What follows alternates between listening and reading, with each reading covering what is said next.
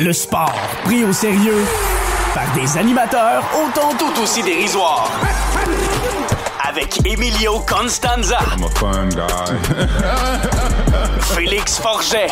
As there's a drive in a deep left field by Castellanos, it will be a home run. Et Pierre-Olivier Poulain. This man was a bona fide scrub. He can't play. La triple menace. La triple menace, édition du 8 octobre 2023.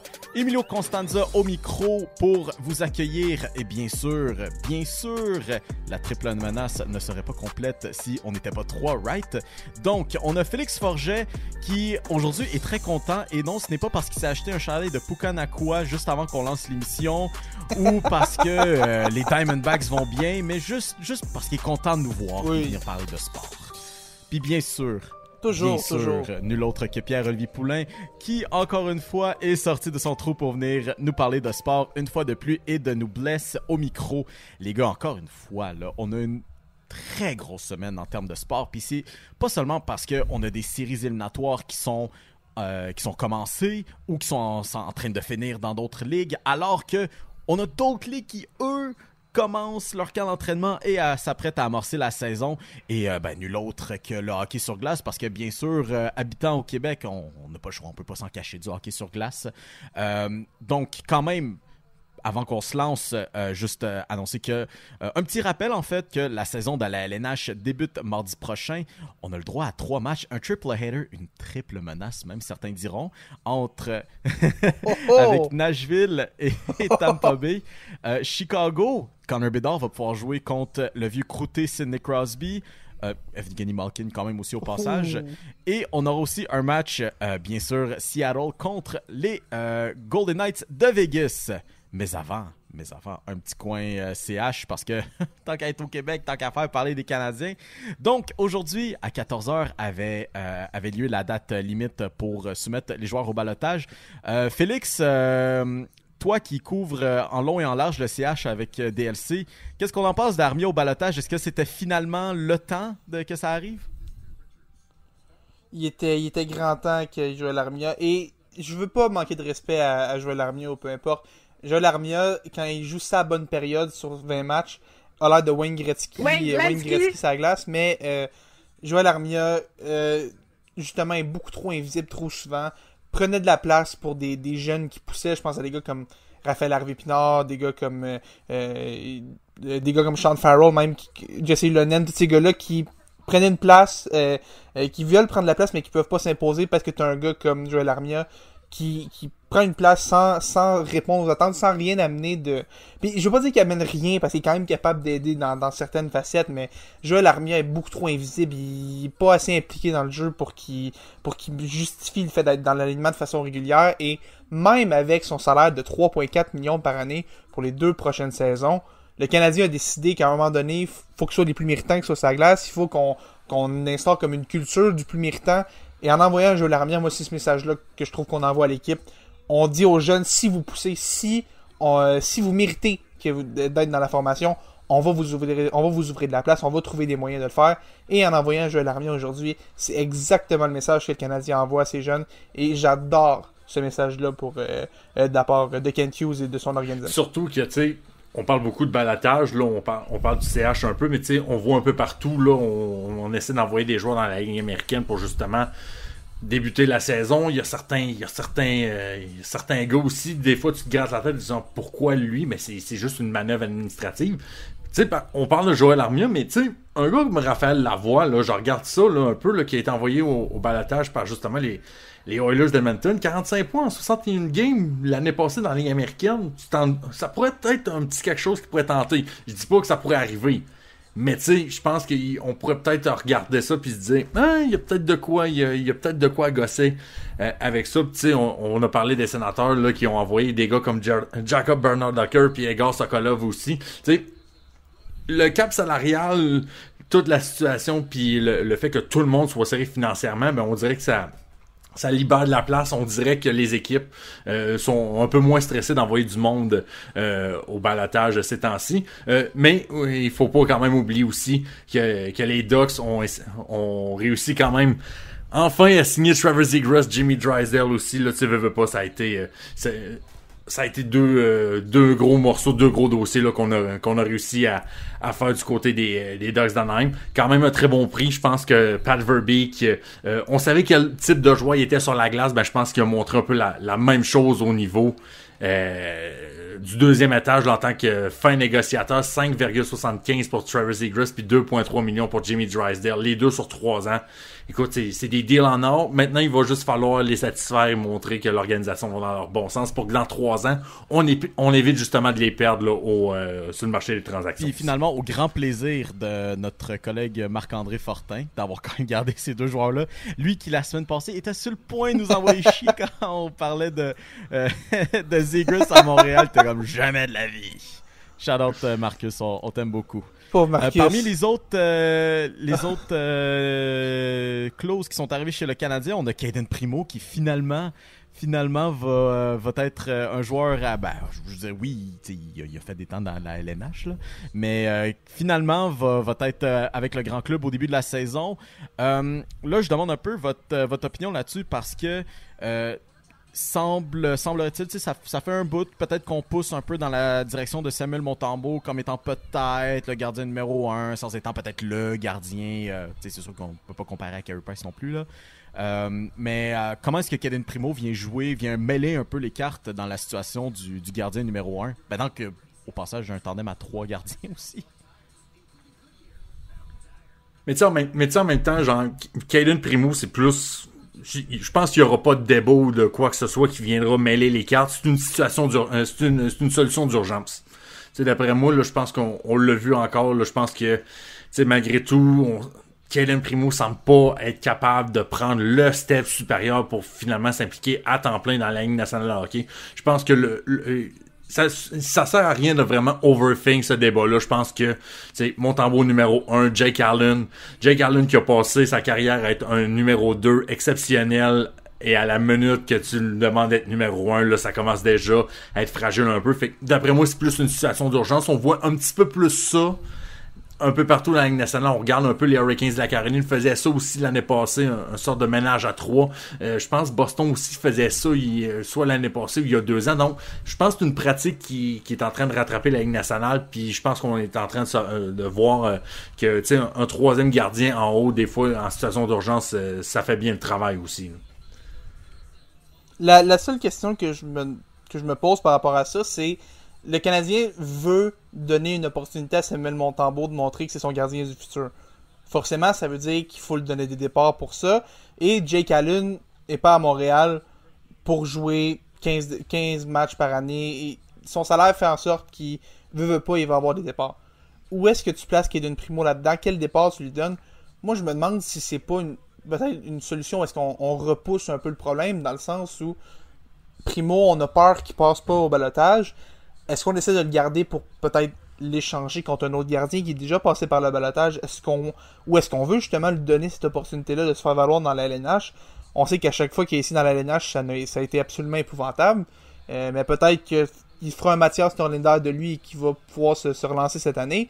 Je sais pas trop à quoi m'attendre de ce ménage à 3-là.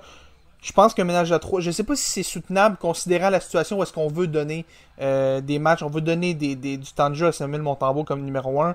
Je pense que ça va être difficile. Je pense qu'à un moment, on va manquer de filets pour nourrir les 3 gardiens. Mais je pense que le grand gagnant de la journée, c'est Jakub Dobèche qui, sans avoir Caden Primo dans les pattes, va pouvoir jouer énormément à Laval. Et lui, qui est un beau projet de l'organisation, lui vient de gagner énormément de temps de jeu avec cette décision-là aujourd'hui dans la Ligue. Il va être content. Puis en plus, avec Joshua Roy aussi, qui s'amuse ces temps-ci avec le Rocket en pré-saison.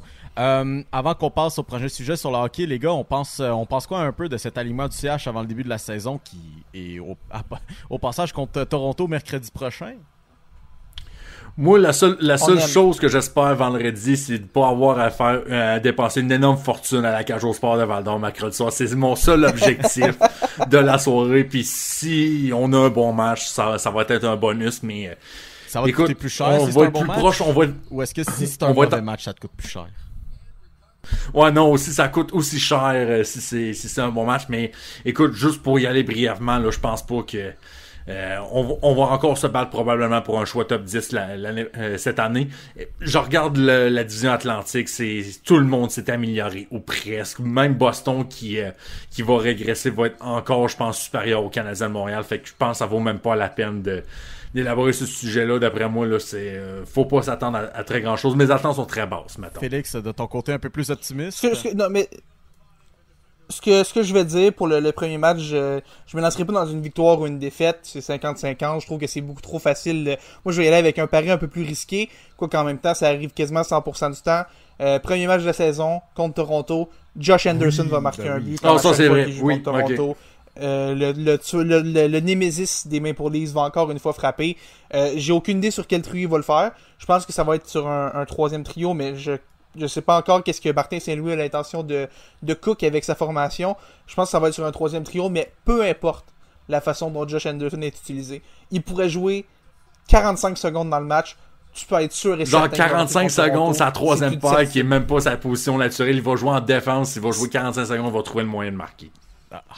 Il pourrait jouer 45 secondes comme gardien, puis je pense qu'il trouverait quand même le moyen de marquer. Chose que Carey Price n'a jamais fait dans sa carrière au passage. Non, on l'aime Carey. On l'aime Carey. Un joueur qui, au passage, reçoit un peu moins de fleurs de sa partisanerie. Saint-Eustache's very own, et non, je ne parle pas de Corias, mais je parle bien d'Alexis Lafrenière, qui ne connaît pas, pour dire le moindre, un camp d'entraînement vraiment fructueux avec les Rangers de New York. On est allé, puis on sait à quel point les journalistes à New York sont très impitoyables pour peser un peu mes mots là. On parle même de le comparer à un joueur non repêché sur un essai professionnel, et puis là on parle de blessures. Qu'est-ce qui se passe un peu dans son côté, Alexis Lafrenière, les gars? Comment ça doit être quoi le niveau de motivation quand c'est dans le marché dans lequel tu évolues, dans la situation dans laquelle tu es en ce moment? Oui, parce que clairement, ce qui se passe avec Alexis Lafrenière en ce moment, c'est assez difficile. Tu disais justement le comparer à un joueur non repêché invité au camp d'entraînement. C'est Larry Brooks qui, on va au moins reconnaître que Larry Brooks n'est pas reconnu nécessairement pour avoir la langue dans sa poche. C'est le Régent Tremblay new-yorkais, si je peux me permettre la comparaison. Mais donc clairement, Lafrenière n'en donne pas assez. Il déçoit. On savait qu'avec son nouveau contrat, on lui a donné un contrat pas, on voulait qu'il prouve qu'il mérite de jouer des grosses minutes. Et avec Patrick Kane et Vladimir Tarasenko qui sont partis, l'opportunité était grande pour lui de saisir justement cette opportunité-là. Et il fait rien. Il a l'air complètement perdu. Et là, je pense qu'on rentre aussi un peu dans un cercle vicieux de ça va mal, il sait que ça va mal, ça fait en sorte qu'il veut pas faire d'erreur, fait qu'il limite son jeu, il change un peu son identité. En changeant son identité, il perd ce qui l'a aidé à se rendre là. C'est une roue qui tourne. Félix il est pris là-dedans. Et prof en éthique et culture religieuse au secondaire. Là. Non, mais ça paraît que j'étudie en psychologie. Ah oui, non, ça paraît. Je te l'accorde, ça paraît.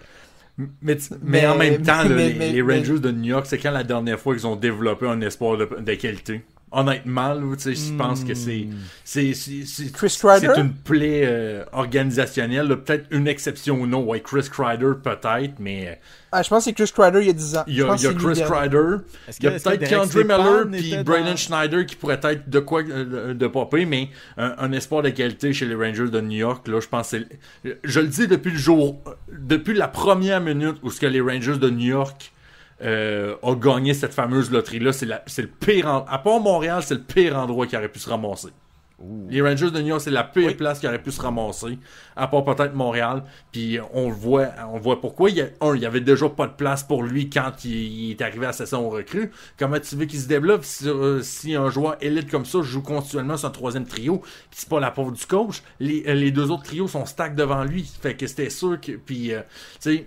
On regardait Alexis Lafrenière dans le junior, un fabricant de jeu exceptionnel, vision de jeu vraiment élite, mais c'est pas un patineur super dominant sur ses patins. Puis c'est peut-être quelque chose aussi qui le rattrape un peu dans la ligne nationale. Il n'y a pas ce petit edge de vitesse-là qui permet de se démarquer puis d'être vraiment efficace. Puis, mais on va lui souhaiter qu'il se replace, puis peut-être même qu'il quitte un peu les Rangers de New York. Puis pourquoi pas un changement d'air, ça pourrait être bénéfique pour lui bientôt. Là. Ah ouais. Un changement d'air à Montréal? Retrouver Jim Gorton? Écoute, choisis ton poison. Soit c'est New York qui est pas capable de développer un espoir, ou c'est Montréal qui est intraitable contre les Québécois. Choisis ton poison. Mais en même temps, je lui souhaite pas, Non, un c'est- Coyote de l'Arizona, ça. Ben, en même temps, il aurait coulé. Non, mais s'il y a un endroit où il peut jouer des grosses minutes, Je vais te Ouais, la- non, je vais c'est te la- ça. je vais te l'accorder, mais en tout cas, niveau Zéro motivation, pression non plus. Fait que... Mais point aucune barre, faut qu'il motivation, sorte puis il se fait échanger dans 3 ans. faut qu'il sorte de New York. Il faut définitivement un changement. Oui. Parlant de changement, justement, la Ligue nationale habitue un peu le monde sportif et ses partisans est un petit peu en retard sur tout pour ce qui est médias sociaux et univers du sport. Et bien là, ESPN nous vient avec ça, peut-être de vouloir lancer un petit peu son équivalent de ce qui est avec NFL Red Zone. Est-ce que c'est vraiment un produit qui va fonctionner? Ça, c'est à suivre. Pop, je te demande un peu qu'est-ce que t'en penses là-dessus. Toi, fier consommateur de tout bon sport à toute heure de la journée.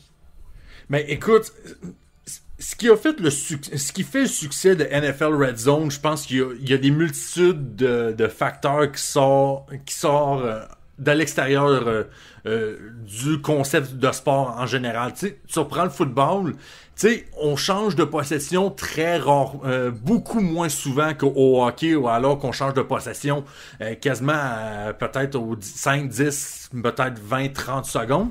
Puis avec le concept de possession, positionnement sur le terrain, on peut voir à quel point on se rapproche de peut-être faire un placement ou peut-être même faire un toucher, alors que on se promène sur la glace de bord en bord du côté du hockey. Donc, ça vaut le coup peut-être d'essayer, mais je pense que la nature même du sport du hockey, comment qu'il est construit, va faire en sorte que ça aura pas le même effet, mais je dois t'avouer que je serais assez curieux de voir quel résultat ça pourrait faire. Peut-être que celui qui sera l'animateur, il y a un match là-bas qui est en, mettons, qui débute en powerplay, donc on va aller voir ce qui se passe là-bas. Peut-être que il y a un autre match, il y a un lancer de punition qui est en train de se faire, fait qu'on va aller voir ce qui se passe là-bas.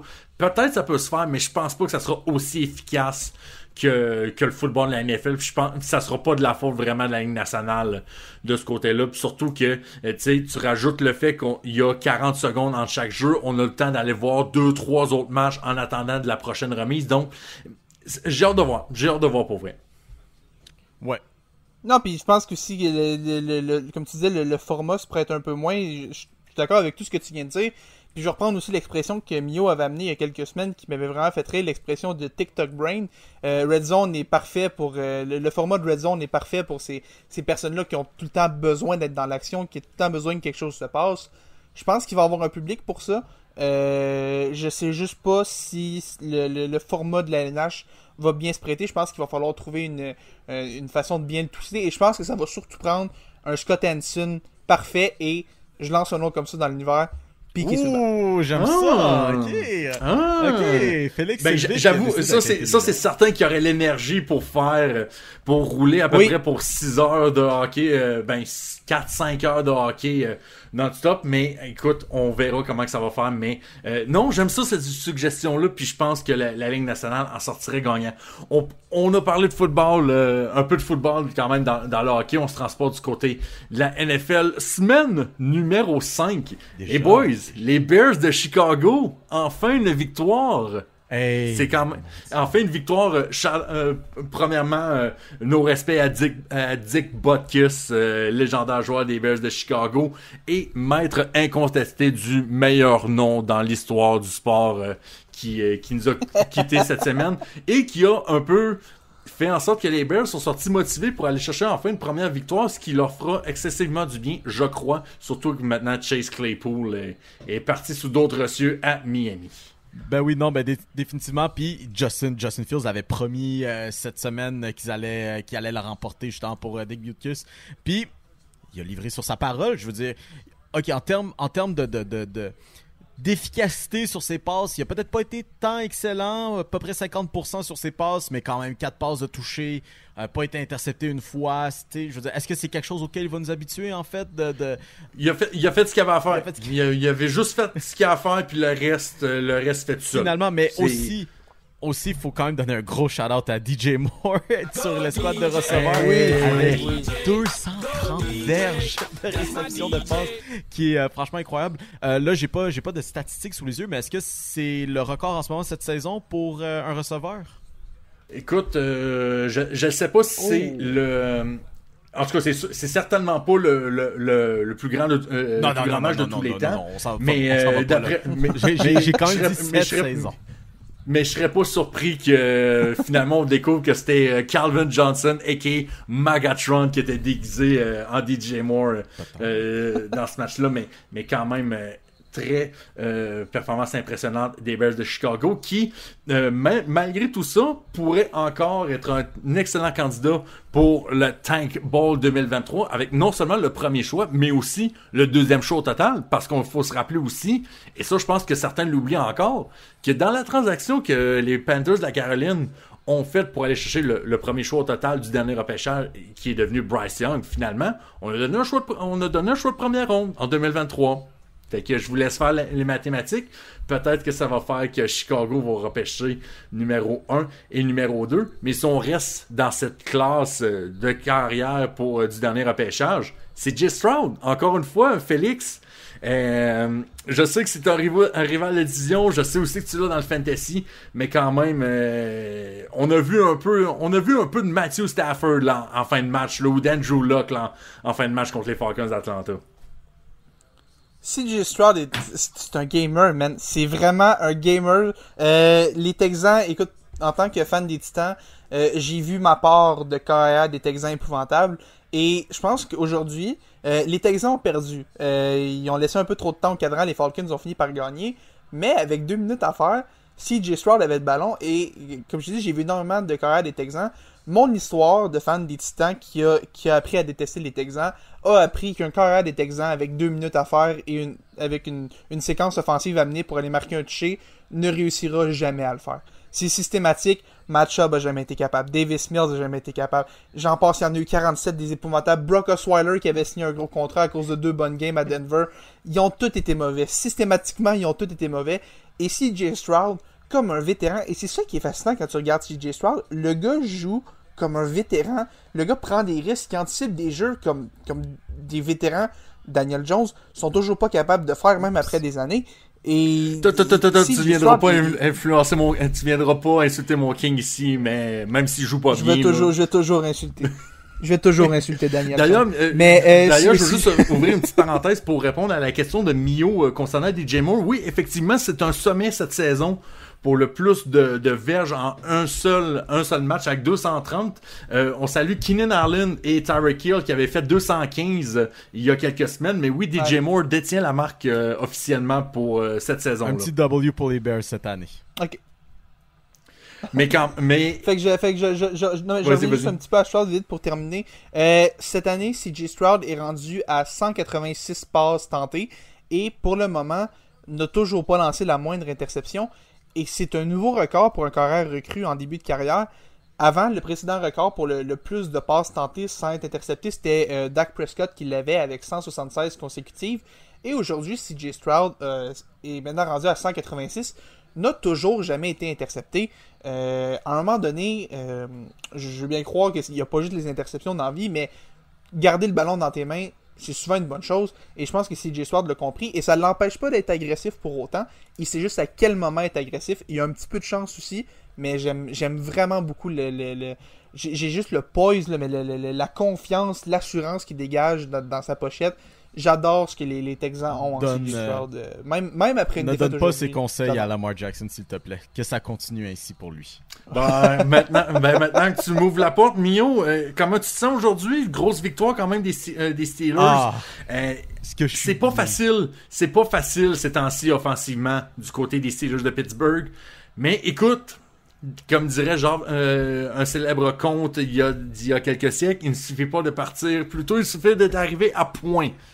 Et c'est ce qu'on a vu avec les Steelers de Pittsburgh, qui a quand même réussi à avoir quelques coups de pouce un peu de sa défensive aussi. Écoute, c'est ça de semaine en semaine. Je veux dire, une semaine, je suis le gars le plus content sur la planète comme aujourd'hui, puis la semaine prochaine, ils vont peut-être perdre à l'équipe la plus bombe de la ligue par 45 points, puis je vais crier sur les toits à quel point on doit renvoyer Matt Canada.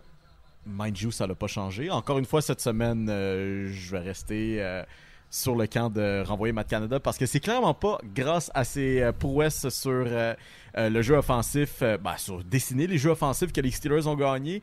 Encore une fois, 2 gros jeux de la défense pour commencer, interception dans la zone de but sur la défensive pour empêcher un toucher de la part des Ravens. Puis après ça, en fin de match, le strip sack fumble de Lamar Jackson pour sceller un peu l'issue de la rencontre.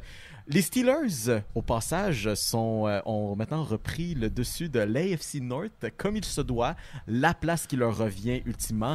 Et avec combien de points par match, on dit? 16 points par rencontre. Mais Mio, je vais te relancer un peu sur cette division-là. On viendra aussi sur le match des Steelers. Es-tu inquiet un peu de voir que les Bengals semblent retrouver un peu leur mojo, leur swag au niveau aérien? 3 touchés quand même pour Ja'Marr Chase alors qu'il n'en avait aucun avant les matchs de cette semaine. 4 premiers matchs, 0 aujourd'hui 3. Es-tu inquiet de voir ça? Aucunement. Moi, je mentirais si je te disais que j'étais inquiet. Les Bengals...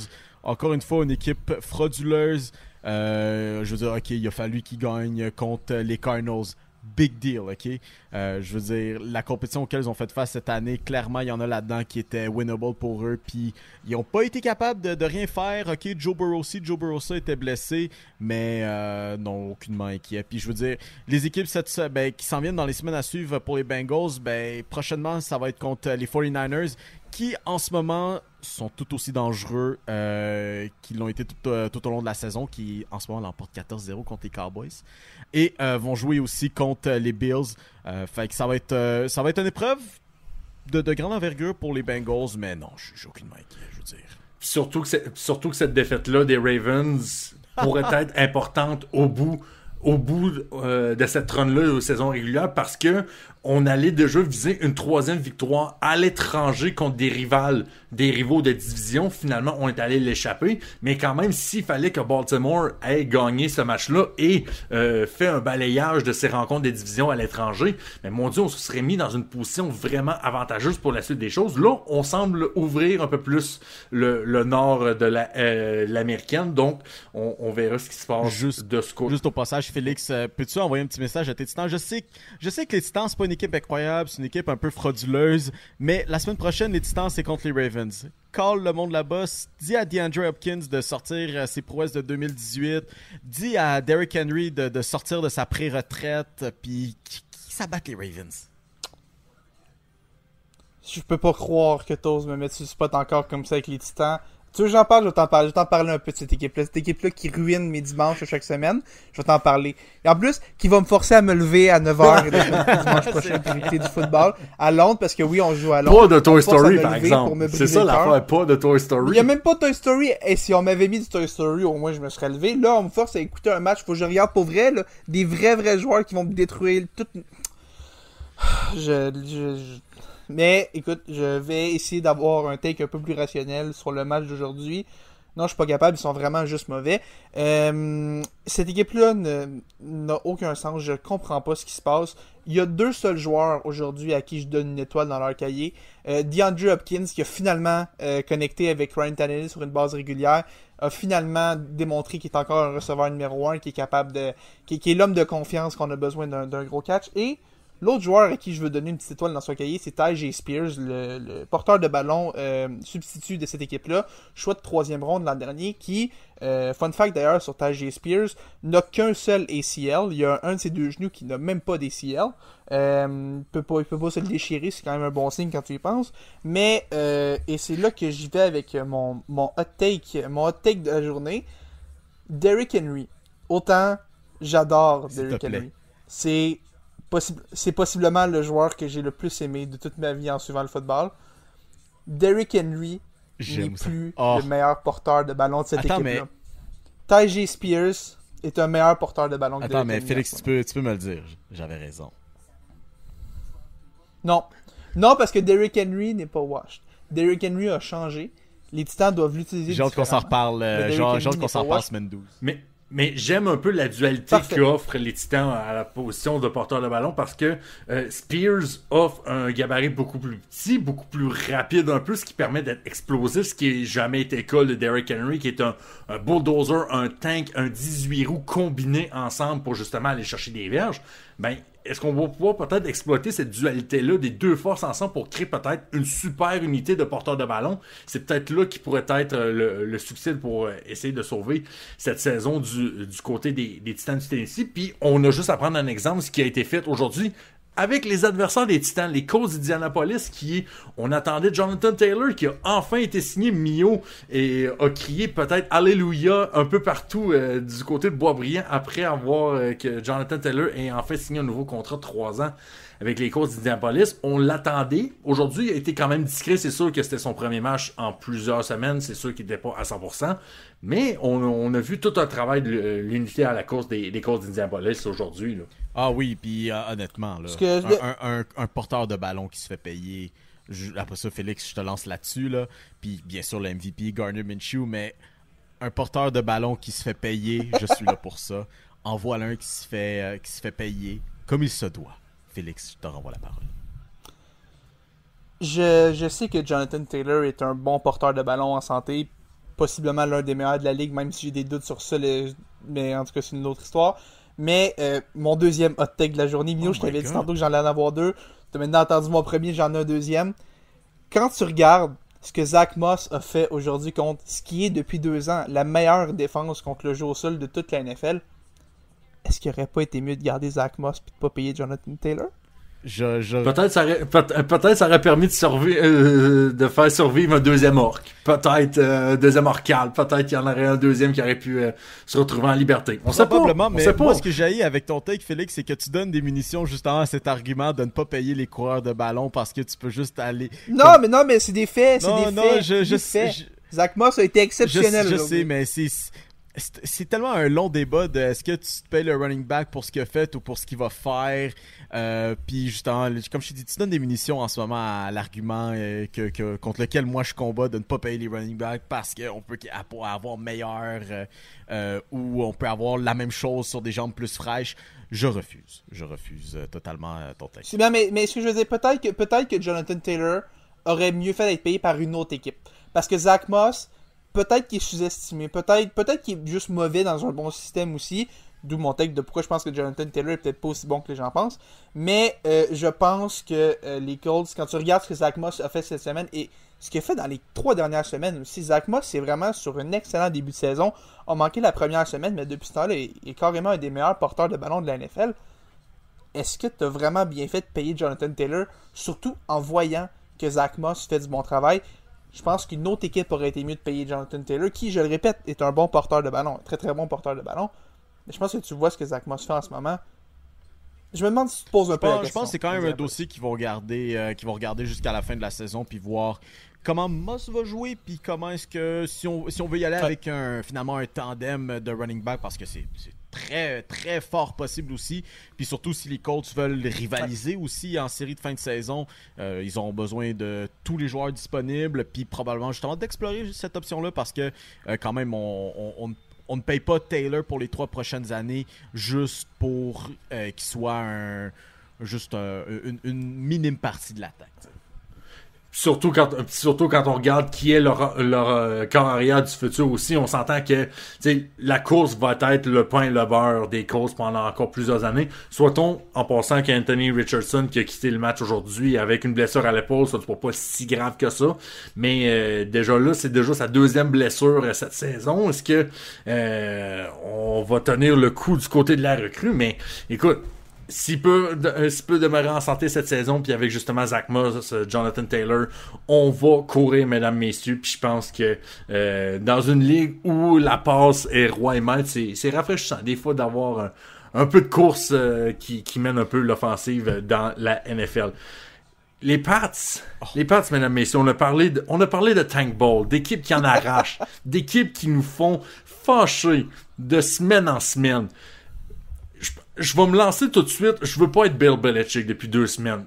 premièrement la semaine dernière, subit la pire défaite de sa carrière et refait encore pire cette semaine avec une défaite de 34-0 contre nul autre que les Saints de la Nouvelle-Orléans. Je pense que je vais soulever la question, je pense que c'est peut-être fou de dire parce que tu sais, Bill Belichick, c'est un peu comme Greg Popovich dans l'NBA. Il a tellement accompli de choses, il est tellement là depuis longtemps que c'est quasiment insensé de demander si ce gars-là peut être congédié éventuellement. Est-ce que vous pensez peut-être que on arrive peut-être aux dernières semaines du règne de Bill Belichick chez les Patriots de la Nouvelle-Angleterre? Bon, ben, je vais y aller tout de suite. Au même titre que Greg Popovich avec les Spurs de San Antonio, Bill Belichick a probablement les clés de la ville, les clés de l'organisation. Son nom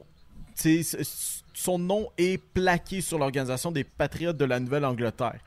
Je pense pas qu'il va être sur le hot seat d'ici la fin de la saison, malgré les insuccès de l'équipe. Mais je pense que finalement, on donne un peu de munition là, cette fois-ci du côté des joueurs. Au même titre que Greg Popovich a perdu son Tim Duncan, Bill Belichick a perdu Tom Brady. Ça fait déjà quelques années qu'il a perdu, mais ça en dit long sur à quel point aussi, quand tu as un corps arrière de qualité, oui, une équipe de qualité en général aussi, mais quand tu as un corps arrière de qualité aussi de Tom Brady qui est capable de faire des miracles avec le cadran, d'écouler le temps comme il se doit, de faire les bons jeux, goes a long way. Mac Jones, malheureusement, encore un corps qui prouve qu'il y a encore un peu des croûtes à manger. C'est déplorable, mais je souhaite quand même souhaiter la bienvenue aux Patriotes dans le Tank Bowl 2023. Je pense que tu disais que tu parlais de Belichick possiblement congédié. Je pense que Belichick pourrait insulter la ville de Boston au grand complet, garderait quand même son poste. Et je vais quand même donner un peu une excuse dans le sens où Mac Jones est absolument terrible. Bailey Zappi n'est pas une meilleure option, mais ça reste que c'est des gars qui ont repêché lui-même. Je pense qu'on le congédiera pas, mais peut-être que séparer un peu ses fonctions. Séparer ses fonctions. Non, mais peut-être qu'on pourrait gentiment lui demander si la retraite pourrait l'intéresser. Ouh, ok. La technique. Le laisser partir un peu dans ses propres termes, un peu entre guillemets. Ouais. Moi, j'aurais peut-être opté pour peut-être trouver quelqu'un comme directeur général des Pats qui pourrait s'occuper du développement, des échanges, du repêchage puis tout ça, puis laisser peut-être Bill sur les lignes de côté comme entraîneur-chef. Peut-être ça pourrait être une option, mais là, du côté de la Nouvelle-Angleterre, il n'y a rien qui marche jusqu'à présent. Nouveau prétendant au Tank Bowl cette année.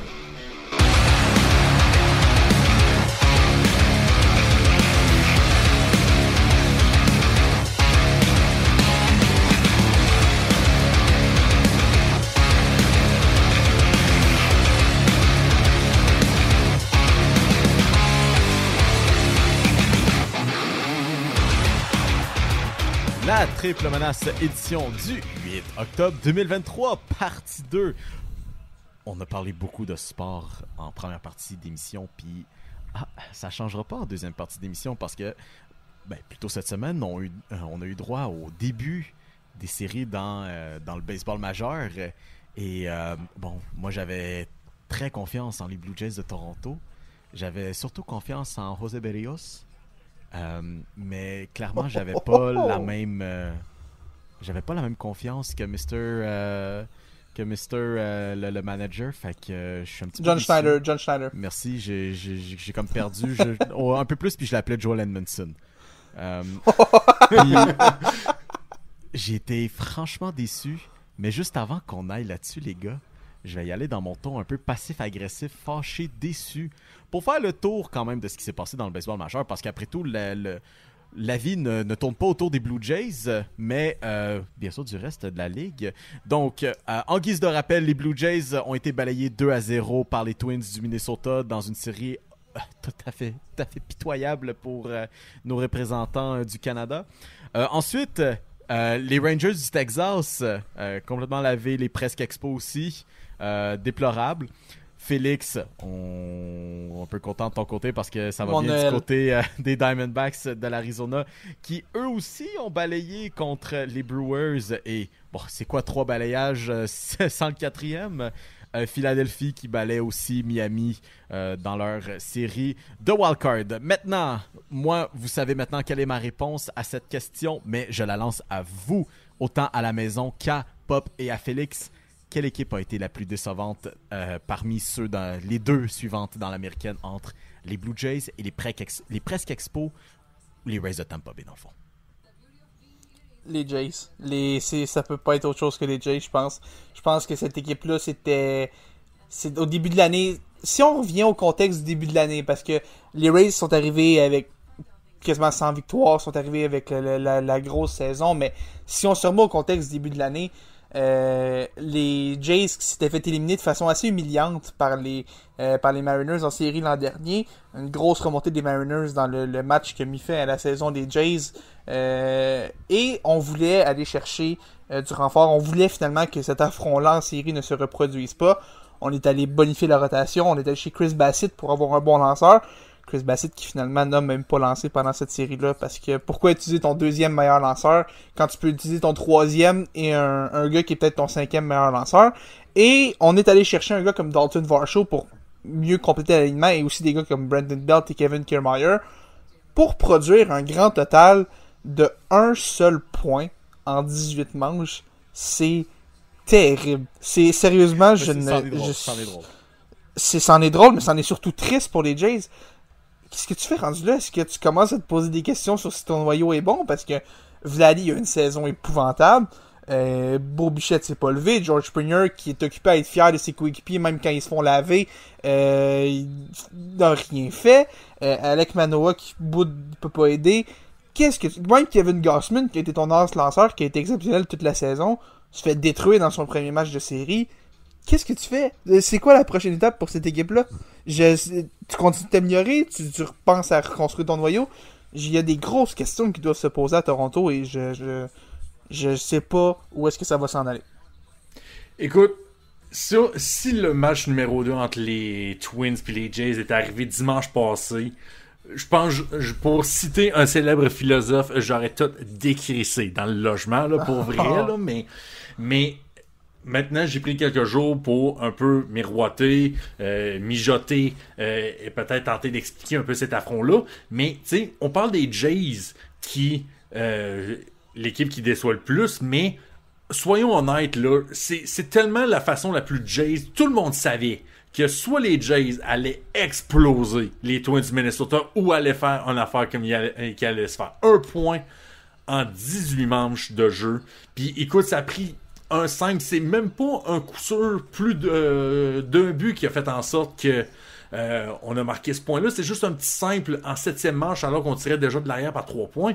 Mais tu sais, c'est pas juste ça, des erreurs mentales. T'as Beau Bichette qui, à première vue, j'étais un peu contre dans le match numéro 1 d'essayer de tenter d'aller essayer de marquer alors qu'on avait besoin de points, on n'avait pas besoin de faire d'erreurs. Moi, je pense que je rentre plus dans le camp de c'est Carlos Correa qui a fait un meilleur jeu que Beau Bichette. Ça, ok. Ça, c'est 50-50. Je suis d'accord pour peut-être être en désaccord avec certains qui pensent que Beau Bichette a pris une mauvaise décision pour marquer. Mais se faire retirer au deuxième but comme Vladimir Guerrero Jr., c'est fait. Ça, c'est inacceptable. C'est inacceptable de se faire ça. Écoute, on se fait ça à nous-mêmes. Tu sais, on entend souvent les Torontois dire qu'ils sont maudits, qu'ils ont une malédiction qui les frappe, puis pour tenter d'expliquer pourquoi ça marche rien rendu en service éliminatoire.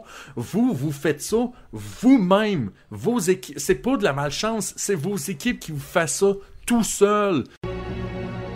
John Schneider. Écoute, honnêtement, Pop, c'est comme tellement l'excuse facile justement de dire qu'il y a une malédiction. C'est comme autant une pire excuse que Taylor Swift qui est triste parce que son chum l'a laissé puis elle écrit une chanson, tu sais. Genre, exactement. Mais écoute, oui, John Schneider paraît mal là-dessus. Selon Ross Atkins, le directeur général de l'équipe, dans la conférence de presse d'après-saison, apparemment, c'est John Schneider qui a pris la décision de retirer José Berrios pour Yusei Kikuchi. D'ailleurs, pour revenir partiellement sur Yusei Kikuchi, d'ailleurs, tu sais, personne en veut à Kikuchi. Ce gars-là était programmé pour échouer dès le départ quand il s'est fait mettre dans une situation qui n'était pas vraiment la sienne à aller. Ça, ceci étant dit. Mais tu regardes un peu ce match-là, John Schneider a un peu rempli son mandat. Oui, il a donné 2 points, mais c'est les 2 seuls points que les Jays ont donné tout le reste du match. Si l'offensive avait été là depuis le début, comme elle aurait dû être sur papier et non l'offensive suspecte et très inconstante qu'on a vue tout au long du printemps et de l'été, ben on n'en serait pas là aujourd'hui. Peut-être que les Twins auraient peut-être gagné le match numéro 3 ou peut-être même auraient gagné le match numéro 2 peut-être plus tard dans cette manche, mais ça ne serait pas fini 2-0 comme ça. Là. Est-ce qu'on a encore confiance à John Schneider pour le futur? Ben, en tout cas, les Jays ont déjà confirmé qu'elle allait de retour l'année prochaine, donc... Pas le choix. Écoute... Pas le choix. Ah bon, à quoi bon parler des Blue Jays si tu ne pas parler de leurs rivaux? Félix, je te reviens à toi plus tard, là. Je te vois, là. À quoi bon parler des Jays si ne pas parler des Twins et Royce Lewis? Honnêtement, les gars, quelle série. Quelle série, puis surtout, c'est une belle histoire pour Royce Lewis parce qu'il faut se rappeler que c'est un ancien choix, un premier choix au total dans la MLB. Je crois que c'est 2017, je pense, Félix, si je ne me trompe pas, 2017. De mémoire, c'est ça. Blessé à tour de bras durant ces années, on était quasiment à l'étape de lancer la serviette pour lui. Et finalement, on semble trouver un rôle pour lui. Il n'est peut-être pas le premier choix au total qu'on s'attendait de lui quand on a été repêché. Mais quand même, quel début de carrière éliminatoire avec déjà 3 circuits pour les Twins du Minnesota. On sait qu'ils sont capables de frapper. On sait qu'ils ont d'excellents lanceurs aussi, avec notamment Sonny Gray, Pablo Lopez et tout ça. Mais, en tout cas, les Twins du Minnesota, c'est peut-être un petit dark horse pour peut-être faire du bruit en éliminatoire, surtout avec des gars comme Jorge Polanco et Édouard Julien, le Québécois qui joue au deuxième but du côté des Twins du Minnesota, qui mène d'ailleurs 5-0 contre les Astros dans le match numéro 2. Le match est présentement en cours au moment où on enregistre.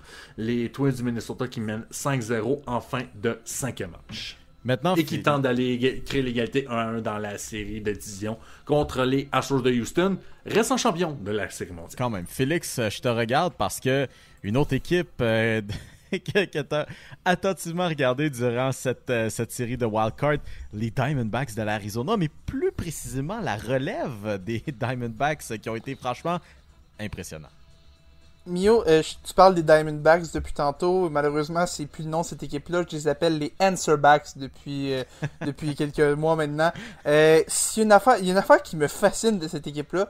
C'est le fait que même si on creuse des déficits en début de match, on a vu contre les Brewers, on perdait respectivement 3-0 et 2-0 rapidement dans les rencontres, dès la première manche même, je pense. On baisse pas les bras, on finit par aller rechercher ça. Et c'est pas toujours le même pattern, un match des Diamondbacks. Quand c'est une remontée comme ça, là, c'est un peu toujours le même pattern. On accorde 3-4 points en début de match, on a l'air absolument incapable de faire contact avec une balle pendant 3-4 manches, et là, arrive la 5e, 6e, des fois même 7e manche. Ces manches-là, tu vas avoir le début d'une remontée des plus frauduleuses que tu as vues de ta vie. Ça va commencer avec un circuit en solo. Ça va avoir 2 gars s'ils butent, ça va être un circuit de 3 points après. C'est pas mal tout le temps la même formule. Cette équipe, puis surtout, ça va arriver 2 circuits consécutifs quand tu t'y attends pas.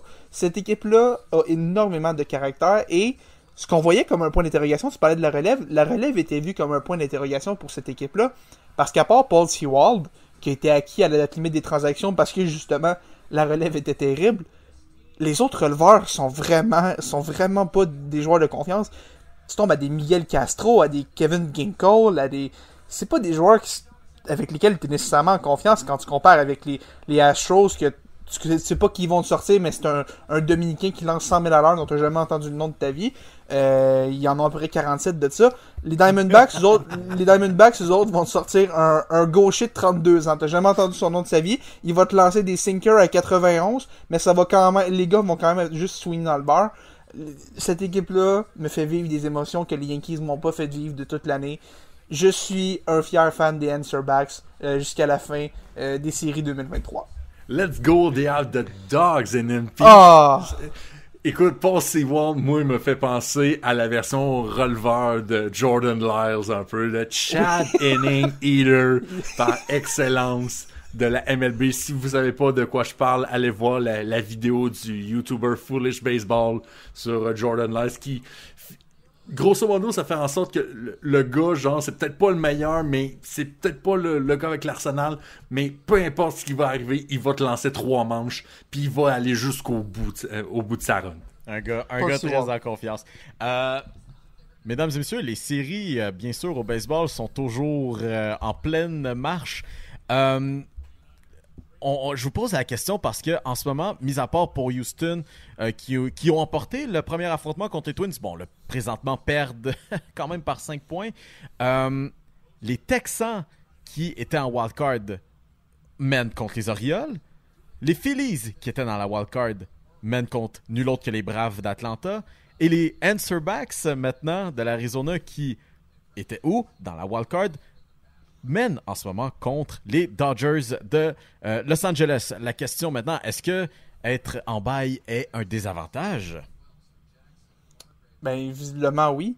Visiblement, les équipes, même si on connu des très très grosses saisons, sont incapables de retrouver un rythme. Puis c'est souvent ça qui arrive. Quand tu obtiens comme quelques jours de congé comme ça, on sait que le baseball, c'est souvent un sport où tu as besoin d'avoir des répétitions, tu as besoin de te créer une séquence, tu as besoin de trouver un certain momentum. Et là, leur momentum est carrément freiné pendant que de l'autre côté, tu as des équipes comme les Answerbacks qui viennent d'aller chercher 2 énormes victoires de caractère. Oui, les lanceurs sont peut-être un peu plus fatigués, mais le fait d'avoir balayé a quand même donné 2 jours de repos, pas mal, tout le monde était prêt. C'est quand même du gros momentum qu'on a conservé par rapport à une équipe comme les Braves qui a passé presque, je pense que c'est 5 jours complets sans jouer. C'est beaucoup de temps. C'est pas idéal pour une équipe de passer autant de temps sans jouer. Et je pense qu'on le voit en ces débuts de série de division à travers la MLB. Puis c'est pas juste ça, tu sais, tu parles beaucoup de répétitions puis tout ça. Les Braves n'ont pas joué, mais ont quand même fait des matchs intra-équipes, mais tu ne recréeras jamais l'ambiance d'un stade au mois d'octobre, un soir d'octobre de même. Ça se recrée pas, c'est une magie qui est à peine descriptive et qui ne peut pas être reproduite.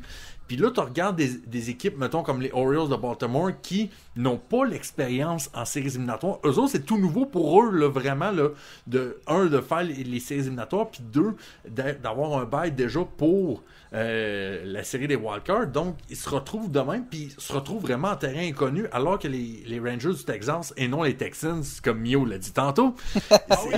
Oui, hein, en plus, j'ai même fait l'erreur en début d'émission avec Félix. Je suis comme, oui. Je vois je suis comme Texas, puis Félix avait repris, puis je m'étais même rejoué dans ma tête les Rangers, je sais pas, ça Congratulations, you played yourself. Ça défile pas bien, Rangers du Texas. Mais en tout cas, mais blague à part, c'est certain que les Rangers du Texas ont un certain avantage. Eux autres non plus n'ont peut-être pas la plus grande expérience en séries éliminatoires, mais ils ont déjà l'expérience d'être déjà réchauffés. C'est comme un moteur diesel, ça prend quelques temps avant que ça parte, puis une fois que c'est parti, ça fait le travail, mais il faut que ça parte à un moment donné, puis les Rangers du Texas ont déjà cette petite avance déjà, et Dieu sait comment ils ont réussi à battre les Rays de Tampa Bay. Ils arrivent là en grande confiance, et c'est là qu'on voit que il y a des équipes qui pourront faire quelques upsets peut-être dans ces LDS-là. C'est pas encore fini, mais tu vois déjà les Orioles qui sont déjà en retard 2-0 après une défaite de 11-8 aujourd'hui contre les Rangers du Texas. Ça va prendre un effort surhumain pour peut-être repartir la machine et peut-être créer une remontée au bout du compte. Ah oui, non, définitivement. On parlait des Rangers du Texas, malgré moi. Evan Carter, qui s'est avéré être fortement utile pour la formation pendant les séries éliminatoires. Est-ce que c'est justement le morceau que les Rangers ont besoin pour pousser dans ces séries-là? Écoute, Evan Carter, il y a un mois, personne à peu près savait c'était qui. Personne ne savait c'était qui. C'était un choix de 2e ronde récent des Rangers du Texas. Le gars, seulement 21 ans, mais il semble être bien parti. Puis c'est un peu un profil à la Ted Williams un peu. C'est pas le gars qui va te faire le plus gros circuit, le plus important, mais Dieu sait qu'il réussit à se rendre sur les buts. Et c'est ça que les Rangers du Texas ont besoin ces temps-ci. de gars qui est capable de se rendre sur les buts pour que des gars comme Marcus Semien, que Corey Seager puisse être le destructeur le plus possible. Après ces 3 premiers matchs, il y avait comme une moyenne de présence sur les buts de quasiment 800 puis un OPS de 2500, ce qui était presque du jamais vu pour un début de carrière en éliminatoire. Puis souvent, ce qui est le fun avec le baseball, c'est que oui, c'est un sport hyper collectif. Un frappeur va juste frapper le 1/9 des présences au bâton. Donc, c'est pas juste tes joueurs vedettes qui vont te carry jusqu'au bout de la run. Ça te prend des joueurs un petit peu plus obscurs qui vont faire en sorte que, hey, on a peut-être une chance. Je regarde juste la dynastie des Giants de San Francisco au début de la décennie 2010. C'était ça un peu aussi. C'est des Madison Bumgarner, oui, des Buster Posey, des Tim Lincecum qui étaient là, mais c'était des releveurs, des frappeurs quasiment de bas de formation qui étaient juste l'étincelle de plus pour se rendre là, et Dieu sait que ça marche pour les Rangers ces temps-ci. Ils sont déjà en avance 2-0 sur les Orioles avec un match de se rendre en série de championnat de l'américaine, là. Et je pense que c'est un message aussi pour nos favoris à la triple menace, les Angels de Los Angeles. Non, c'est pas juste avec Mike Trout et Shohei Ohtani que tu vas aller loin en série. Ça te prend un alignement de 26 joueurs au complet qui va être capable de performer. Les Rangers sont en train de le démontrer avec cette profondeur d'alignement-là qui est complètement folle. L'alignement de 1 à 9 est absurde. Peut-être juste les Braves qui ont un meilleur 1 à 9 que eux. C'est fou. Puis on le voit, ils sont capables de rivaliser avec les Orioles qui... Certes, on peut-être pas le meilleur personnel de lanceurs, mais c'est quand même à l'étranger, c'est quand même devant une base de partisans à Baltimore qui attendaient les séries. Il y a une belle atmosphère dans ce coin-là. Les Rangers s'en vont saper tout le momentum en allant chercher 2 grosses victoires sur la route pour commencer la série. Et là, on retourne devant nos propres partisans pour essayer de fermer les livres dans cette série-là, tel un bon closer. Est-ce que, par exemple, ce qui m'inquiète un peu pour les Rangers, c'est que comme à chaque année, Aroldis Chapman va finir par imploser en série championnat. Je pense que c'est une question de temps avant que ça arrive encore. Dans le premier match, mon Dieu que c'était pas glorieux quand il est venu lancer. Il a commencé avec 2 buts sur balle, aucun retrait. Il s'en est sorti un peu de peine et de misère. Mais les Rangers à date, ça fonctionne bien à tous les niveaux. Et c'est beau de voir ce que Bruce Bochy est capable de faire avec cette équipe-là. D'ailleurs, on mentionnait justement cette dynastie des Giants de San Francisco. C'était qui le gérant de cette équipe-là? Bruce Bochy, évidemment. Fait qu'on peut voir quelques petites ressemblances ici et là entre les deux formations. Félix, on a parlé un peu des Diamondbacks tantôt. Premier match exceptionnel. 9 points dès le début du match. Est-ce que les Dodgers vont encore s'écrouler? Encore une fois. Moi, les boys, je vais vous avouer quelque chose. Tantôt, je vous disais que les Diamondbacks me font vivre des choses que les Yankees m'ont pas fait vivre de l'année. Quand Gabriel Moreno a tapé son circuit de 3 points en première manche contre Clayton Kershaw pour faire 5-0, j'ai vécu quelque chose que ça faisait vraiment longtemps que la balle m'avait pas fait vivre. La balle est partie en orbite, je pense encore qu'elle est toujours pas tombée aujourd'hui. Seigneur qui l'a pincé. Attends, Félix, maintenant que t'en parles, je pense qu'elle vient de passer au-dessus de chez nous. Là. Ouais, c'est ça. Ben, je suis pas sûr, là, mais je pense que c'est ça qui vient de passer, mais peut-être c'est un avion aussi, mais ça, ouais, elle est passée dans le coin, elle est passée pas loin de chez nous tantôt aussi, mais ben, plus sérieusement, les pauvres Clayton Kershaw, hier, c'était quasiment triste de le voir. Quand je parlais un peu de cette série-là la semaine passée, je disais que j'avais des gros doutes sur cette rotation-là des Dodgers, qui, en tout respect pour Clayton Kershaw, n'est plus le Clayton Kershaw des belles années. Et hier, je pense que ça n'aurait pas pu être plus vrai. Mon Dieu que c'était pénible de voir Clayton Kershaw lancer. On l'a vu de retour au banc après son départ être très émotif. Parce que c'était peut-être son dernier départ au Dodger Stadium ou comme en tant que membre des Dodgers tout simplement. C'était dur à regarder, surtout de voir une légende du sport comme ça, avoir un moment aussi dur. Et on sait que Kershaw, ses difficultés en série, c'est quand même bien documenté. Je pense qu'hier, on a vu que c'était quand même vraiment difficile. Au final, c'est point une manche pour 6 points mérités. C'est terrible. C'est la pire chose. Et surtout dans un premier match comme ça, ça force à utiliser tellement de lanceurs, ça brûle un enclos au complet. Au moins, on avait une journée de congé aujourd'hui, donc on a pu reposer un peu les lanceurs, mais c'était vraiment pas un match facile pour les Dodgers. Hier, les Diamondbacks ils ont fini par gagner 11-2. Parce qu'ils n'ont pas arrêté en si bon chemin après 6 points avec un seul retrait. Ils sont impressionnants les Diamondbacks. Soit qu'ils remontent en étant les answerbacks ou qu'ils détruisent les Dodgers. Je pense que les Dodgers vont vraiment avoir besoin d'un grand Bobby Miller demain soir, donc lundi soir, dans le match numéro 2, pour essayer de remonter dans cette série-là. Mais avec les Diamondbacks qui ont le vent dans les voiles, c'est beaucoup plus facile à dire qu'à faire d'arrêter cette équipe-là qui joue avec énormément de caractère en ce moment. Surtout que les Dodgers, avec les blessures qu'on a chez Dustin May, chez Dustin May et Walker Buehler, tu demandes à Clayton Kershaw de mener un escorte de recrues, finalement, une cohorte de recrues pour essayer peut-être de ramener cette série-là. Et là, c'est là qu'on va voir si les Dodgers sont aussi profonds qu'ils ne sont vraiment. Est-ce que Mookie Betts et Freddie Freeman vont encore continuer à faire leur magie pour prolonger le plaisir un peu? Mais là, c'est comme tu dis, un Clayton Kershaw déjà en série, c'est pas le Clayton Kershaw qu'on connaît. Et là, rendu à son âge, puis on sait déjà qu'il n'est pas aussi à 100%, c'était peut-être une recette qui allait arriver puis qui allait faire en sorte que ça allait être aussi destructeur. Mais là, on va voir si les Dodgers ont vraiment une rotation solide là, chez les jeunes pour voir si ça peut faire les choses en grand. Parce qu'on sait à quel point cette équipe-là a tant underachievé rendu en séries éliminatoires. Bloc baseball maintenant, on passe au bloc basketball. C'est certain, on n'aura pas une semaine aussi remplie que Damian Miller qui passe du côté des Bucks de Milwaukee comme on a eu la semaine dernière. Mais Mio, on va avoir une nouvelle équipe de la WNBA et peut-être même 2 très prochainement. Là. Très prochainement, puis c'est quelque chose que la NBA nous avait tease, la WNBA, pardon, nous a tease il n'y a pas si longtemps de tout ça. Il y a très longtemps, on parle toujours d'expansion, mais là, on commençait à parler peut-être de la baie de San Francisco. Ben là, c'est officialisé maintenant. La WNBA qui se pointe le nez, en fait, dans le nord de la Californie. Enfin, dirait-on, on va se dire, c'est quand même un des plus gros marchés aux États-Unis en termes de sport. Puis là, on vient rajouter quand même un club de WNBA là. Le sport, la ligue prend toujours plus d'expansion. Et justement, c'était l'un des gros marchés qu'on n'a pas encore touché. Avec Philadelphie, bien sûr, et Toronto. Mais ça, on en revient un petit peu après pourquoi.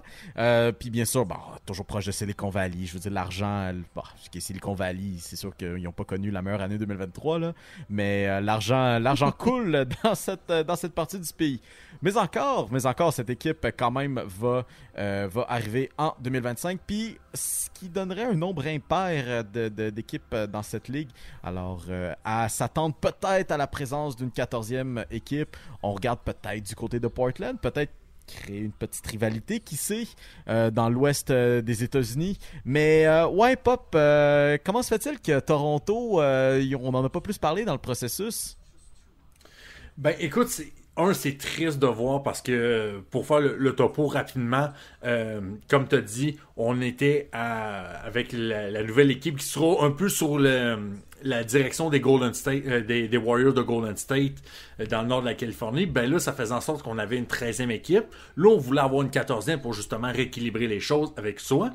Et là, on se disait, mais Toronto est prêt.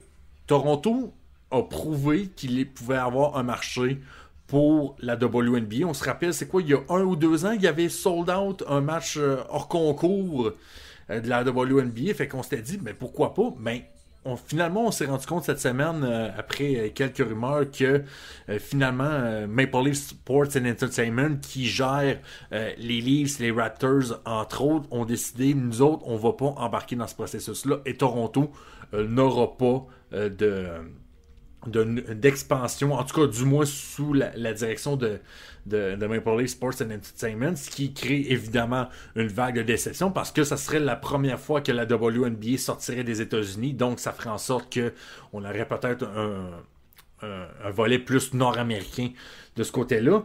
Mais ce qui est dommage du côté de Toronto, c'est que là, on voit des tensions. En tout cas, on cite un peu le Toronto Stars qui semble dire qu'il y a des tensions entre Rogers et Masai Ujiri qui seraient peut-être à la racine de cette décision-là. Il y a aussi le paiement de 50 millions de dollars qui serait peut-être un prix un peu trop élevé pour les gestionnaires de MLSE. Certaines sources disaient que on allait peut-être rembourser, on allait faire du profit au bout de 10 ans, mais quand même de ce côté-là, il y a plusieurs choses qui se trament chez MLSE, puis il y a aussi un peu d'instabilité du côté du bureau des gouverneurs de la compagnie, parce que Larry Tannenbaum, qui est comme la troisième tête du Cerbère avec Bailey Rogers qui vend une chunk de sa partie de MLSE qui est en processus de vente, mais là c'est sûr que ça crée de l'instabilité. Puis même aussi le Scotiabank Arena, Scotiabank Arena ou Scotiabank Center? Non, c'est Arena, c'est plus. Ouais, c'est Arena. On peut ouais, dire parce que le Center c'est à Ottawa, right? Air Canada Center, s'il vous plaît. Ouais, c'est ça. Ben, le Air Canada Center, finalement, ce qu'il y en a aussi, la WNBA allait exiger que les matchs se fassent là, mais finalement, on voulait pas, on était hésitant du côté de MLSE pour sacrifier des spectacles au bout de la run. Donc, ce qui fait en sorte que on n'aura pas, en tout cas pour l'instant, on n'aura pas d'expansion du côté du Canada et de Toronto, mais j'imagine juste peut-être. OK, c'est sûr que Toronto, c'est le candidat idéal pour ce genre de choses-là. Peut-être, là, j'extrapole, là, puis là, j'imagine des théories parce que on sait bien que c'est peut-être pas ça qui va arriver, mais peut-être Vancouver avec une mini-division, Portland, Seattle, Vancouver, il y aurait de quoi à cook là-dedans, là. Ouais. Il y aurait de quoi à cook là-dedans. Mais en attendant de ce qui se passe hors du terrain pour la WNBA, il y a de quoi qui se trame aussi dans cette ligue aussi. Les finales, Mio. Ben oui. Et les Aces de Las Vegas are her, mesdames, messieurs. C'est incroyable comment c'est un bon club de basketball. Puis après tout, c'était la finale à laquelle tous les partisans de la WNBA s'attendaient. Les deux meilleures équipes de loin durant la saison régulière, le Liberty puis les Aces de Vegas, finalement se rencontrent en séries éliminatoires comme tout le monde et dans sa famille qui ont rencontré cette fin de semaine de Thanksgiving ont pu parier là-dessus que ces deux équipes-là étaient là, mais les Aces, honnêtement, je veux dire, Jackie Young, Asia Wilson, Kelsey Plum, Chelsea Gray, c'est toute une équipe de basketball et ils en ont donné 99 points aux Liberty qui, eux, elles n'ont marqué que 82. Là, puis je veux dire, c'était deuxième meilleure équipe tout au long de la saison et qui ont aussi quand même Brianna Stewart MVP de la saison régulière. Je souhaite une série un peu plus compétitive. Il y a encore beaucoup de basketball à faire. Ce n'était qu'un match, mais les Aces sont là. Et elles sont prêtes à aller chercher un deuxième championnat consécutif dans les jours à suivre, peut-être. Moi, ce que j'aime voir aussi pour la suite des choses, c'est oui, le Liberty puis les Aces sont les deux équipes qui sont au-dessus de tout le monde. Mais là, je regarde les expansions qui pourraient peut-être suivre, peut-être un repêchage d'expansion aussi. Tu vois la quantité de talent dans le basketball féminin qui s'en vient bientôt dans la WNBA. Paige Buchers, Angela Reese, Caitlin Clark s'en vient vraiment. Tu sais, on arrive à peine à Sabrina Ionescu qui vient d'arriver dans la WNBA, qui est la joueuse qui répond à toutes les attentes après une spectaculaire carrière avec les Dogs d'Oregon. Et tu as tout ce talent-là qui s'en vient dans cette ligue-là. Ça va être absolument spectaculaire. Spectaculaire. Cette ligue-là va monter en flèche et va poursuivre un peu ce qui se passe dans les dernières années du côté de cette ligue-là. Félix, rapidement, Joel Embiid ne jouera pas pour le Cameroun, ne jouera pas pour la France, mais va se commettre avec les États-Unis, mesdames, messieurs. Je regarde Dwight Howard en ce moment qui va se dire Yes, l'ultimatum a été lancé. L'ultimatum a été lancé. Finalement, je pense que Joel Embiid va passer un peu devant lui. Mais écoute, est-ce que c'est peut-être la pièce manquante qui va manquer? Parce que c'est ça qui manque un peu, je pense, du côté des États-Unis. C'était un centre vraiment de qualité pour poursuivre, pour aller chercher cette revanche-là lors de cette dernière Coupe du Monde à la FIBA, là.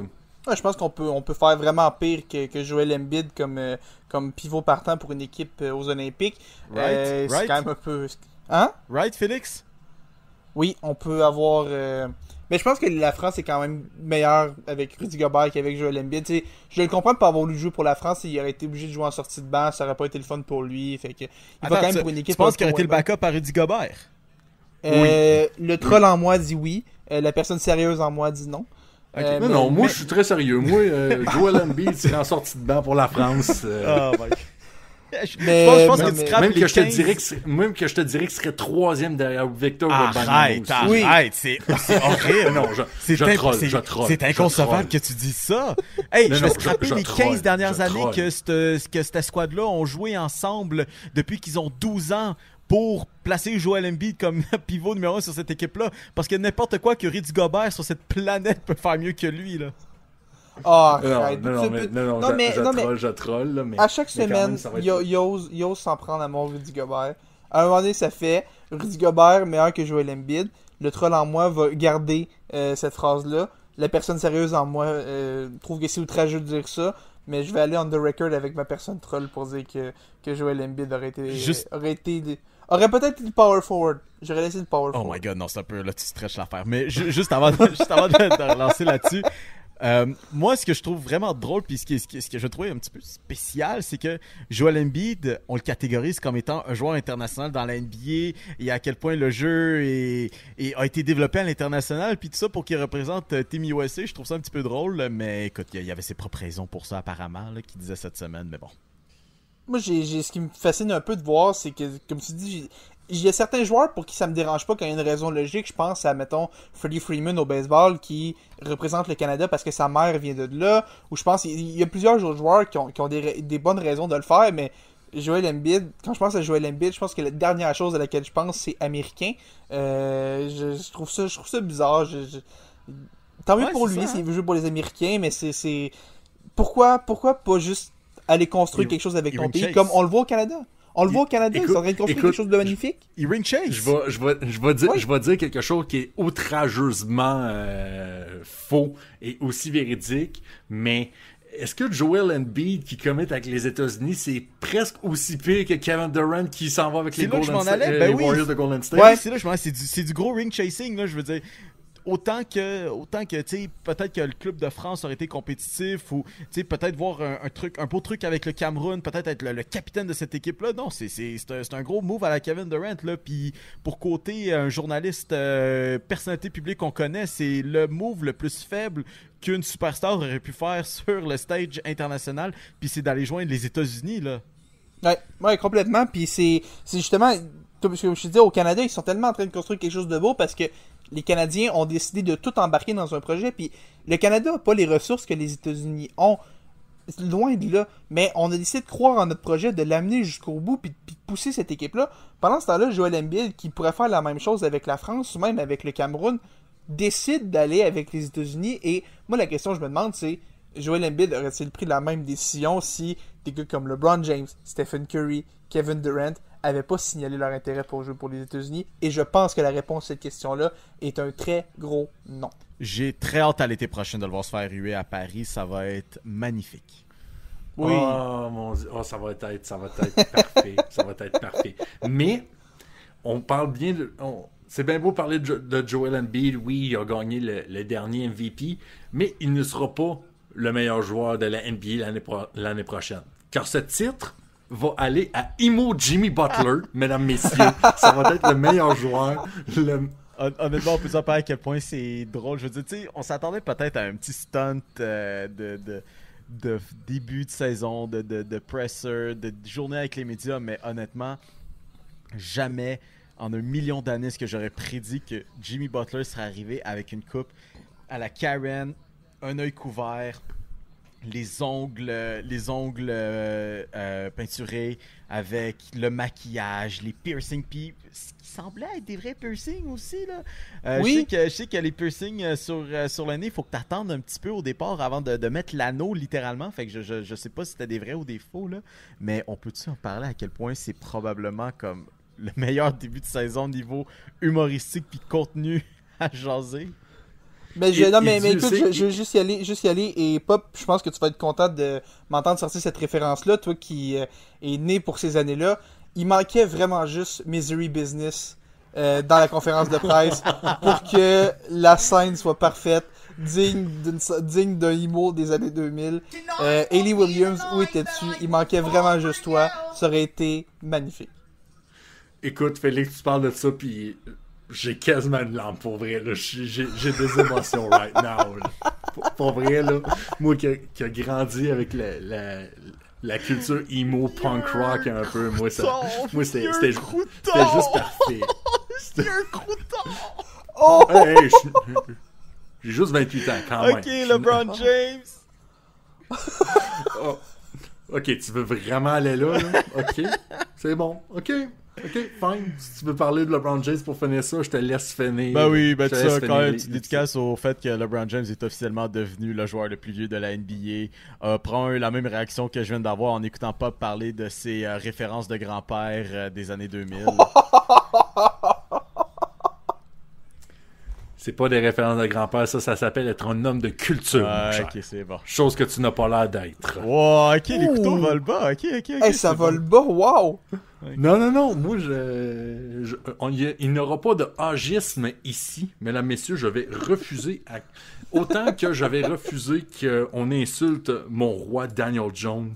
Jamais je vais accepter qu'on m'insulte sur mes racines emo punk rock. D'ailleurs, shout-out Blink-182 qui vient de sortir 2 gros bangers en plus récemment. Fait que moi je suis comblé de ce côté-là. Écoute, Blink-182 en ce moment sont en fait refont surface grâce à la popularité de la famille Kardashian et de Charli D'Amelio qui date le fils de Travis Barker. Oh là là. Le star system qui... Oh, TikTok me dépasse, mesdames, messieurs. Mio a raison, je suis vieux. C'est bien correct. Mais tant qu'à parler de dépasser, pourquoi pas y aller au lieu du has-been à ce qui va être. Et ça, c'est ce qui s'en vient cette semaine dans le grand monde du sport professionnel. Donc, quand même à surveiller cette semaine. On a toujours du football parce que pourquoi pas, hein? Donc... affrontement de Monday Night Football, les Raiders contre les Packers, Davante Adams contre son ancienne équipe. Ça va être définitivement à surveiller. Thursday Night Football, je ne vais blâmer personne si vous ne regardez pas ce match qui va être entre les Chiefs de Kansas City, ok, mais contre les Broncos de Denver. Honnêtement, si quelqu'un nous arrive avec un topo complet la semaine prochaine, shout out. Ensuite, pour vrai, les Swifties, là, vous pouvez skip ce game-là. Vous pouvez vous reprendre la semaine prochaine. Prenez un break, là, vous avez beaucoup à apprendre depuis 2 semaines. Là. Skippez celle-là à la semaine prochaine. On te regarde, Producer Ali. Sinon, continuation quand même des séries au baseball, comme on en parlait. Peut-être qu'on va avoir un portrait des séries de championnat la semaine prochaine, quand on va vous parler, bien sûr, à ce micro. Mais aussi, c'est début de la saison dans la LNH et la NBA qui s'en vient petit à petit. La NBA, ça va être un petit peu plus loin, mais il y a quand même 6 pré-saisons qui ont débuté. Et cette semaine, quand même, pour tout le monde qui nous écoute... le Thunder d'Oklahoma City va être à Montréal pour jouer contre les Pistons de Détroit. Luguentz-Dort qui va être là. Et quand même dédicace au passage au fait que Luguentz-Dort est l'un de 5 Québécois qui seront sur les planchers de la NBA cette saison. Un record. Et quand même pour les autres joueurs, on a Olivier Maxence Prosper, natif de Rosemère. Shout-out Rosemère. Shout-out... Qui s'enligne peut-être pour être quasiment à l'alignement partant. Il s'enligne pour être dans l'alignement partant. Hein? C'est autant bon pour lui que ça prouve que les Mavericks ont quelques problèmes à ça, mais bon. Quand même, Olivier Maxence Prosper, shout-out à la Rive-Nord de Montréal. Kem Birch, pour l'instant avec les Spurs, à suivre ce qui va arriver avec ce dossier pour les Big Men. Chris Boucher, en ce moment avec les Raptors. Et nul autre que le seul et l'unique Bénédicte Mathurin avec les Pacers de l'Indiana. Sinon, tout le monde, vous savez... Comme à chaque semaine, vous pouvez nous écouter sur toutes vos plateformes de balado préférées, que ce soit Apple Podcast ou encore même Spotify ou encore même YouTube. Avant qu'on passe à YouTube Music, c'était Emilio Constanza, accompagné de Félix Forget et Pierre-Olivier Poulain, pour quand même vous rappeler que on on étend un petit peu nos horizons sur les réseaux sociaux. On avait bien sûr une page Facebook, mais on est rendu avec un groupe Facebook. Donc, si jamais vous voulez nous trouver, c'est sous le nom des super fans des Tigers de Guangdong, avec bien sûr nul autre que Shaquille O'Neal comme poster boy. On se donne rendez-vous à la semaine prochaine. Au revoir. Ciao! Le podcast La Triple Menace. Disponible sur Spotify, iHeartRadio, YouTube, Google Podcast et Apple Podcast.